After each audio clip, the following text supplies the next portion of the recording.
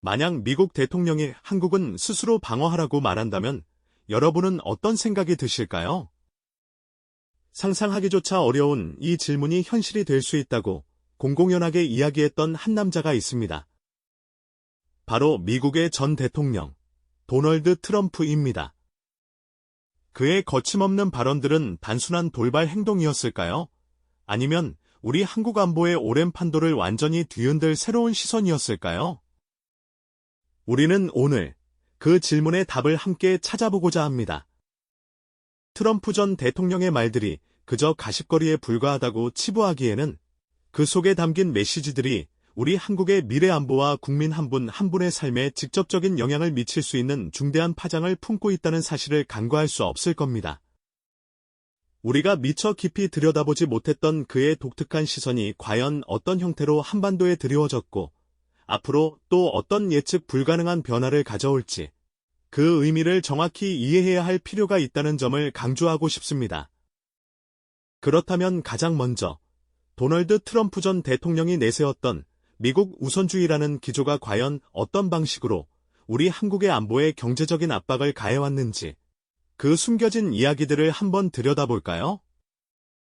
트럼프는 재임 기간 내내 미국 우선주의를 외치며 동맹국들에 대한 시선을 기존과는 완전히 다른 각도에서 바라보았습니다.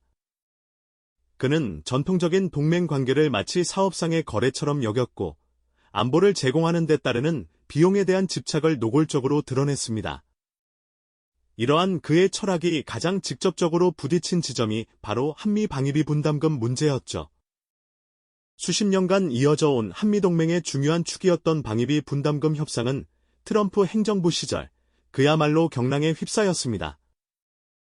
그는 한국이 미국의 안보에 무임승차하고 있다는 주장을 펼치며 기존과는 비교할 수 없을 정도로 파격적인 분담금 인상을 요구했습니다. 한국은 부유한 나라이니 마땅히 더 많은 돈을 내야 한다는 그의 목소리는 기자회견장에서도 그리고 전 세계를 향해서도 울려 퍼졌습니다.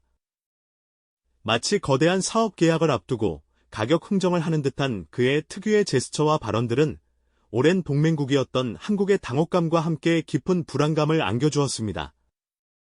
한미 방위비 협상 테이블은 그 어느 때보다 팽팽한 긴장감으로 가득했습니다. 양측 대표단의 표정에는 날카로운 신경전이 고스란히 묻어났고 일촉즉발의 상황들이 연출되기도 했습니다. 트럼프의 이러한 압박은 단순히 돈 문제를 넘어 한국 안보의 근간을 흔들 수 있는 질문들을 던졌습니다. 과연 우리 동맹은 무엇으로 지탱되는가? 그리고 그 가치는 어떻게 측정되어야 하는가 하는 근본적인 의구심 말입니다. 한국 사회 내부에서는 안보 무임승차론에 대한 뜨거운 찬반 논쟁이 벌어지기도 했습니다. 미국이 주장하는 비용의 논리 앞에서 한국의 안보 주권과 자주 국방에 대한 목소리가 더욱 커지는 계기가 되기도 했죠. 미국 병사들이 한국 땅에서 땀 흘리며 훈련하는 모습은 여전히 우리에게 굳건한 한미동맹의 상징처럼 느껴지지만 트럼프 전 대통령은 그 모든 활동 뒤에 숨겨진 천문학적인 비용을 거듭 강조했습니다. 그는 동맹의 가치보다는 숫자에 더 집중하는 듯한 모습을 보였고 이는 오랜 신뢰를 바탕으로 해온 한미동맹의 새로운 종류의 긴장감을 불어넣었습니다. 과연 그의 시선은 단순한 계산이었을까요? 아니면 동맹의 패러다임을 완전히 바꾸려는 거대한 전략의 일환이었을까요? 우리는 이 질문을 시작으로 트럼프가 던진 파격적인 안보관을 더욱 깊이 탐구해볼 필요가 있습니다. 트럼프 전 대통령의 시선이 동맹의 가치보다는 숫자에 집중했던 것, 과연 단순한 계산이었을까요? 아니면 동맹의 패러다임을 완전히 바꾸려는 거대한 전략의 일환이었을까요?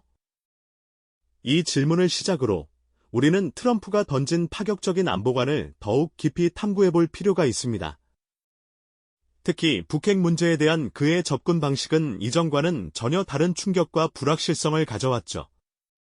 기존의 외교적 관례를 깨고 김정은 위원장과 직접 마주 앉아 대화했던 그의 탑다운 방식은 전 세계를 놀라게 했습니다. 과거의 복잡한 실무 협상을 건너뛰고 정상 간의 대화로 모든 것을 해결하려는 시도는 예측 불가능한 외교의 전형이었는데요. 이 파격적인 행보는 한반도 비핵화에 대한 기대감을 한껏 끌어올리기도 했지만 동시에 그만큼의 우려와 혼란을 안겨주기도 했습니다. 과연 비핵화의 큰 그림이 제대로 그려지고 있는 것인지, 아니면 그저 화려한 쇼에 불과한 것인지에 대한 갑론을 박이 끊이지 않았죠. 더 나아가 트럼프 전 대통령은 전통적인 확장 억제, 즉 미국의 해구산 개념에 대해서도 의문을 제기하는 듯한 발언들을 서슴지 않았습니다. 오랜 기간 한반도 안보의 든든한 버팀목이었던 미국의 해구산이 과연 언제까지 한국을 보호해줄 것인가 하는 근본적인 질문이 제기된 겁니다. 이러한 불확실성은 우리 사회 내부에서 한국도 독자적으로 핵무장을 해야 하는 것 아니냐는 과감한 주장까지 나오게 하는 배경이 되기도 했습니다. 미국의 동맹 신뢰도에 대한 의구심이 커지면서 우리 스스로의 안보 역량을 강화해야 한다는 목소리가 더욱 커졌던 시기였죠. 이처럼 트럼프의 거래, 중심적 사고는 해구산이라는 상징적인 안보 장치마저도 재해석하게 만들었습니다. 북핵 문제와 함께 트럼프 전 대통령의 안보관에서 또 하나의 거대한 변수는 바로 주한미군 철수 카드였습니다.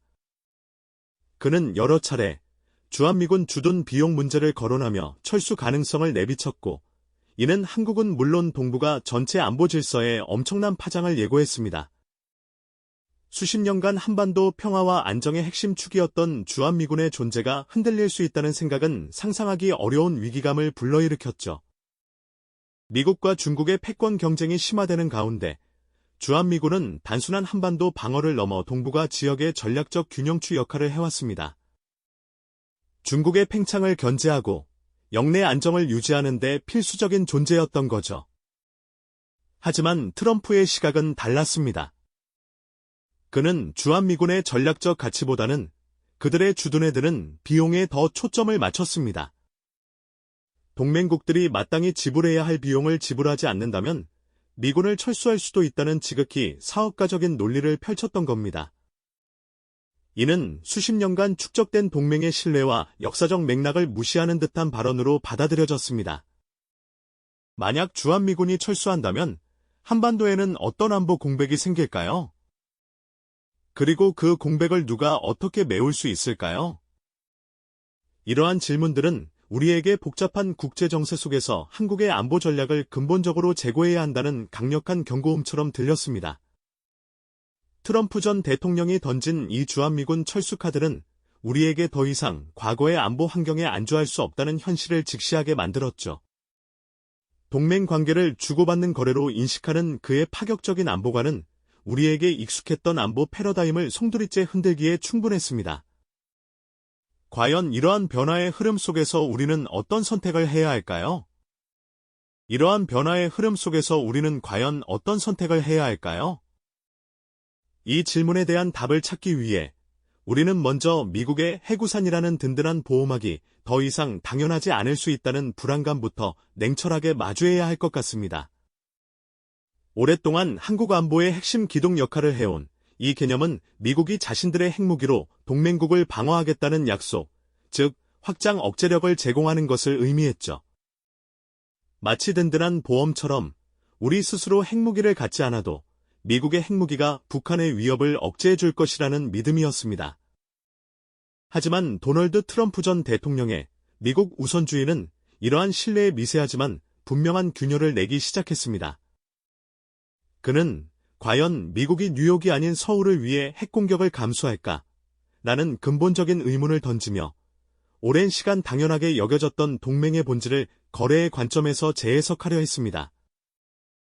동맹을 유지하는 데들은 비용과 그로 인한 미국의 이익을 저울질하는 그의 시선은 마치 보험료를 제대로 내지 않으면 보장을 받을 수 없다는 식의 냉정한 계산법처럼 느껴졌습니다.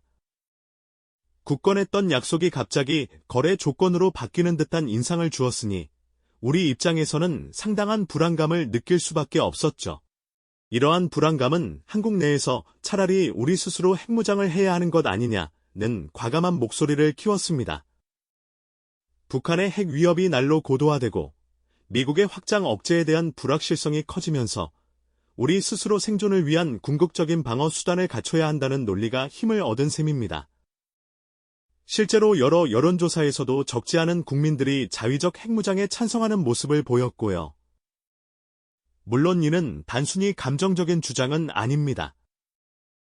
하지만 동시에 이는 핵확산 금지 조약, NPT, 체제를 흔들고 나아가 동북아시아 전체의 안보 지형을 예측 불가능한 혼돈 속으로 밀어넣을 수 있는 매우 위험하고 복잡한 선택이기도 합니다. 우리는 지금 이처럼 복잡하고도 냉혹한 딜레마의 한복판에 서 있는 것입니다. 해구산에 대한 고민과 함께 우리 안보의 또 다른 핵심 축인 주한미군 문제 역시 트럼프 전 대통령의 입을 통해 끊임없이 시험대에 올랐습니다. 그는 여러 차례 한국이 방위비를 더 내지 않으면 주한미군을 철수할 수도 있다는 취지의 발언을 서슴지 않았습니다. 마치 강력한 협상 카드를 테이블에 올려놓는 것처럼 말이죠. 수십 년간 한반도를 넘어 동북아시아 안정의 핵심 축 역할을 해온 주한미군은 단순히 한국 방어를 넘어 중국과 러시아를 견제하는 미국의 인도태평양 전략에서 매우 중요한 거점입니다. 평택의 캠프 험프리스 같은 거대한 주한미군 기지들은 단순한 주둔지를 넘어 지역 내 군사 균형을 유지하는 상징적인 존재이자 전략적 요충지 역할을 하고 있죠. 그러나 트럼프 전 대통령은 이러한 주한미군의 전략적 가치보다는 유지에 들어가는 비용에만 초점을 맞췄습니다. 왜 미국이 한국을 위해 막대한 돈을 써야 하는가? 라는 질문을 던지며 동맹의 본질을 철저히 경제적 손익계산으로 환원하려 했죠. 만약 그의 발언처럼 실제로 주한미군이 철수한다면 한반도 안보는 물론 동북아시아 전체의 군사적 균형은 송두리째 흔들릴 수 있습니다. 이는 북한의 오판을 부추기고 나아가 미중 경쟁 구도 속에서 이 지역의 불안정성을 극대화할 위험이 있습니다. 마치 거대한 지진이 일어난 뒤 예측 불가능한 여진이 계속되는 것처럼 안보 환경 전체가 요동칠 수 있는 것이죠. 우리는 한미연합훈련 장면을 보면서 이러한 질문을 던지게 됩니다. 과연 우리는 주한미군이 없는 상황을 상정하고 새로운 안보 전략을 마련해야 할까요? 아니면 현재의 동맹 관계를 어떻게든 유지하고 강화할 방안을 찾아야 할까요? 이처럼 복잡다단한 국제정세 속에서 우리에게는 냉철한 판단과 전략적 사고의 전환이 절실히 요구되고 있는 시점입니다. 이러한 상황들은 우리에게 더 이상 과거의 안보 환경에 안주할 수 없다는 강력한 경고음을 보내고 있습니다.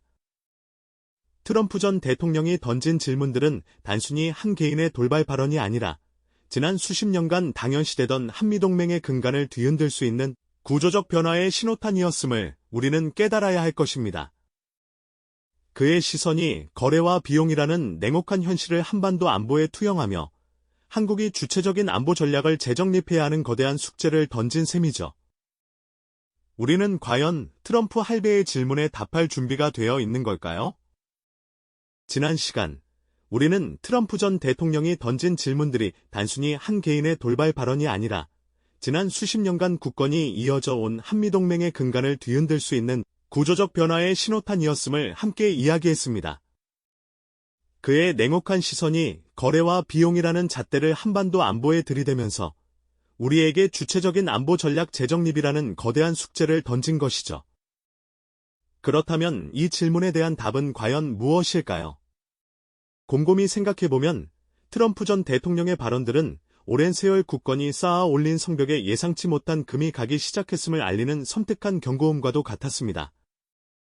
이는 수면 아래에 감춰져 있던 미국의 근본적인 외교 정책 변화, 즉 미국 우선주의라는 거대한 흐름을 우리에게 분명히 드러낸 균열의 징후였죠. 마치 거대한 빙산의 일각처럼 그가 보여준 것은 단순한 개인의 기질을 넘어선 시대적 변화의 단면이었던 것입니다.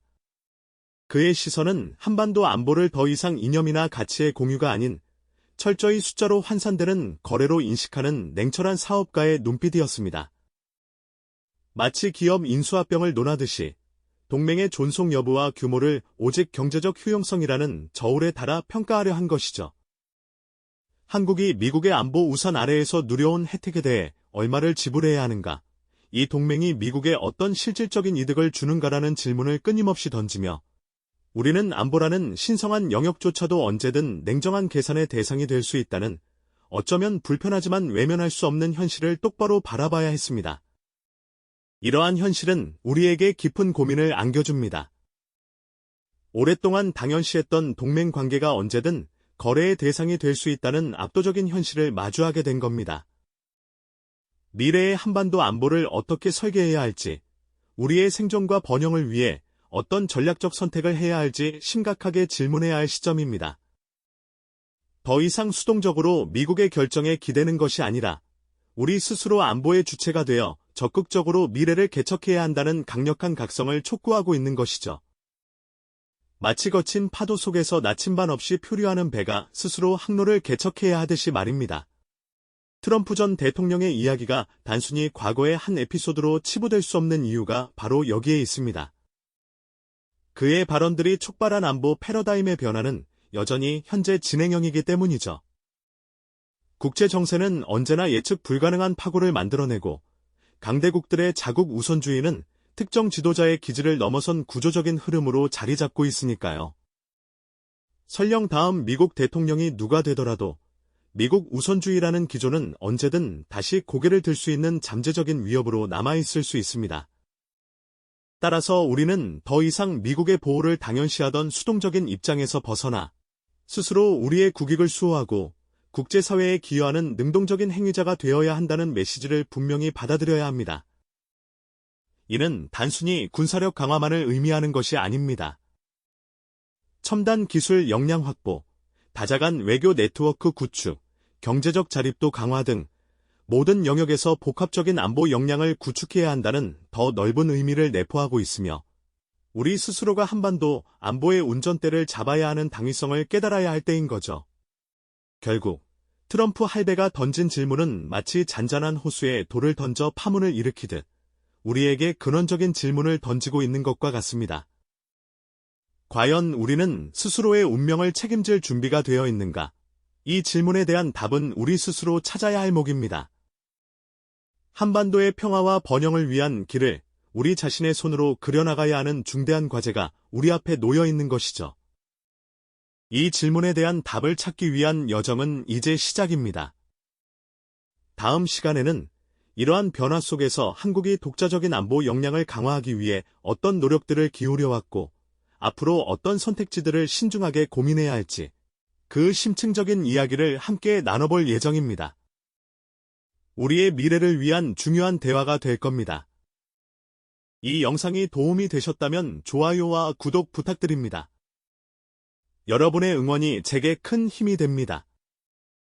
다음 영상에서도 더 유용한 정보를 공유하겠습니다. 감사합니다.